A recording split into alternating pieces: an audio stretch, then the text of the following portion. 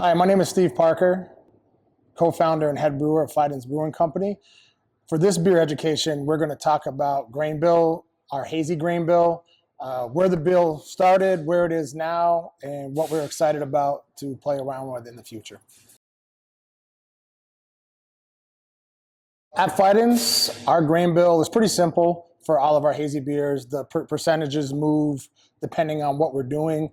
But for every single hazy beer, we always do a mix of two-row, Pilsner, flaked oats, and chit. And the reason that we have gone to that is kind of over years we've played around and where we've started to where we are now. But we feel that those four grains really give us what we're looking for as far as flavor, mouthfeel, and everything that we want in a hazy IPA. The reason that we do two-row is I really love that flavor of two-row. Two-row adds this beautiful orange creamsicle, orange vanilla ice cream kind of vibe to the beer, which plays really well with the hops. We are very aggressive when we hop our beer. We never want our beer to be hop burny or too imbalanced where it's just hops just totally just overtaking your palate. We think it's important that there is some malt sweetness to it and it perceives that juiciness to the beer. And that's what two-row does for us. Pilsner, the reason we put Pilsner malt in it is basically just for color. The first thing when you get a glass of Fidens beer, or any beer really, is you drink with your eyes. What does that beer look like? We found that Pilsner just lightens up the beer, gives it that beautiful orange-yellow color that we're looking for. Our beers are not super yellow, they're not super orange, they're kind of in that middle ground, and that's what we shoot for. Because of the two-row. The two-row does add some of that color, but the Pilsner is just for color purposes. Oats is mouthfeel, the creaminess that we like with the beer. And the last one is chit. Chit, I think, is kind of like our secret weapon a little bit. It's we only use a small percentage of chit, but it really adds beautiful mouthfeel and foam to the beer. One thing I'm very proud of our beers is the foam. When our bartenders serve the beers or you pour the beer at home, that beautiful foam that's on the top of the beer is really what we strive for. And that just really comes to process, grain bill, and how we handle the beer throughout the whole process. So those are the four grains that we really stick with. Percentages do move up and down depending if it's a pale, if it's a triple, if it's a quad. It also depends on hops. We have noticed that some hops, particularly Mosaic, Strata, Simcoe, do not do well in a heavy two-row bill. So we will sometimes, if we're making a beer that's heavy in those hops, we will totally take out the two-row and put some Pilsner in. But for the majority, it is two-row, it is Pilsner, it is flaked oats, and it is chit. I'm going to really start, I guess, with my homebrew process. When I was homebrewing, I was using honey malt and I was using Golden Promise, honey malt, two-row, Maris Otter, all those hops. And then it was just coming out too dark and a little too sweet. And then so I started with the two-row and really liked that, but still kept a little bit of honey and a little bit of Golden Promise and brought that to Fidens when we opened.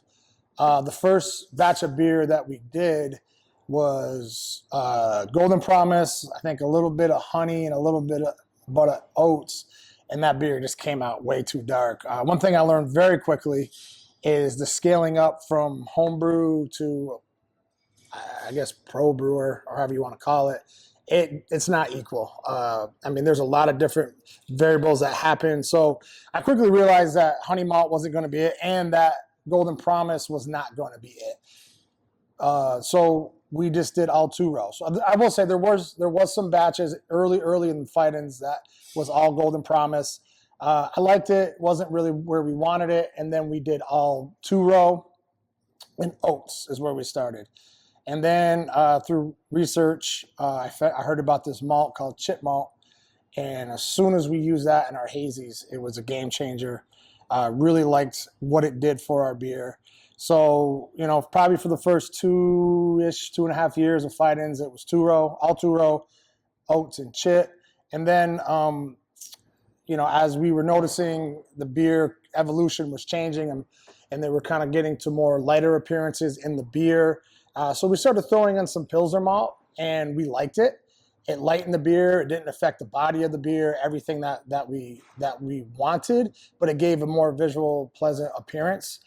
So that's been about 2 years, and we've been slowly increasing the percentages of the Pilsner over those 2 years. And I think we're at the point now where we found the perfect spot where we still get all the body and that beautiful flavor from the two-row, but the appearance that the Pilsner gives us and really creates that Fidens feel that we're known for. And so we're very proud of that, and that's where we are now. So we talked about our grain bill, and we talked about two-row, and we talked about Pilsner and chit and oats. So the difference between them, we look at two-row and Pilsner as our base malt. That makes up the majority of our grain bill. At Fidens, we are not adjunct heavy or specialty malt heavy in our Hazy IPAs. That's my personal choice. I kind of really strive for, we call drinkable haze, soft, palatable, hoppy beers that are still very hoppy but very soft, approachable. And I really think grain bill has something to do with that. So for our grain bill, so our base is anywhere between 75 to 80% a split of two-row and pills. Again, that varies depending on hops and depending on what we're doing. As far as adjunct malts, we're anywhere from probably around 15% to 20% oats, and then 5 to 6% of chit. So for us at Fidens, the base malt makes up the majority of the beer, and then our adjunct or specialty malts make up a very small percentage of the beer. And again, for design, for that drinkability, we feel that it gives the beer an extreme drinkability with that higher percentage of base malt.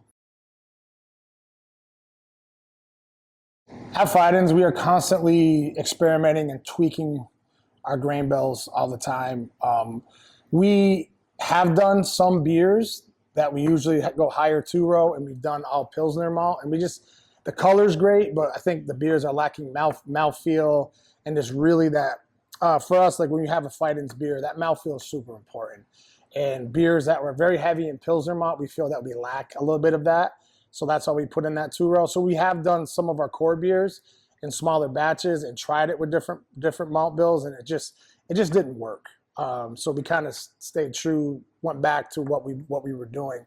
As far as how mash temperature interacts with the grain or what you're looking for, it really depends on, I think, the beer. So I mean, if we're brewing a pale ale, we tend to mash on the higher side because we want some of that sugar left over. Again, because we dry hop our pails very aggressively. I'm really proud of our pails. I think that the grain bill, the mashing temperature, and everything that we do really holds up well to the aggressive hopping. Now I'll go on to the other side is triples. We go heavier on the base, and we also go cooler on the mash temp, about 148, 150. We really want to try to dry those beers out as much as possible. There's always going to be a good amount of sugar left over, but the less that we can have in there, I think really makes our triples really drinkable. A lot of things I hear from people is like, this beer drinks, it's so easy drinking, it's so smooth. And I think if a triple is way too sweet, it just gets too much, So having the grain bill, adjusting it the way that we want it, and then with that mash temperature really just gets that triple right where we want it, finishing gravity for that we think is perfect.